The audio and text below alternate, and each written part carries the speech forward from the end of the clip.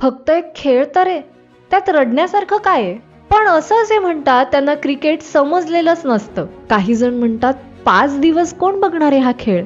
पराभव जेव्हा डोळ्यांसमोर असतो तेव्हा काही जण संपलं सगळं म्हणत असतात. सगळ्या चुका, हातातून निसटलेला बॉल, प्रेक्षकांमधून येणारे आवाज, धाकधूक, दोन टीम मध्ये सुरू असलेली रस्सी खेच, जेव्हा स्टंपला बॉल लागल्याचा आवाज येतो त्या शेवटच्या क्षणापर्यंत इमोशनल होणारा माणूस शोधून सापडणार नाही. जेव्हा एक नवीन कॅप्टन टीमची धुरा सांभाळणार असतो, त्याच्या पाठीवर जेव्हा शाबासकीची थाप असते, पण त्यासोबत खूप सारे प्रश्न आणि शंका देखील असतात. अशा वेळी एक बॉलर 5व्या टेस्टसाठी तयार झालेला असतो. एक शेवटचा प्रयत्न करून बघूयात म्हणून तो सज्ज होतो, पण प्रतिस्पर्धी टीम मधल्या सगळ्यात तगडा खेळाडूचा कॅच हातातून निसटतो. तेव्हा सगळ्या टीमच्या चेहऱ्यावर दिसते ती निराशा. समोरची टीम विजेतेपदाच्या दिशेने धावत असते आणि शेवटी उरलेले असतात 35 रन आणि 4 विकेट्स. खेळ हातातून निसटत चाललेला असतो. मैदानात तणाव वाढत असतो आणि त्याच्या खांद्यावर जबाबदारी असते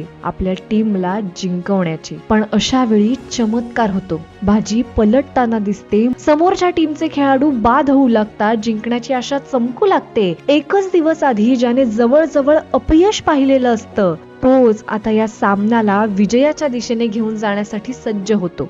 उरलेल्या 4 विकेट्स पैकी 3 तो एकटा घेतो. शेवटची विकेट जाते तेव्हा त्याच्या चेहऱ्यावर समाधान असतं. सिराज, भारतीयांच्या नजरेत तो हिरो ठरतो. हे सगळं बघताना जो इमोशनल नसेल झाला असा माणूस शोधून सापडणार नाही.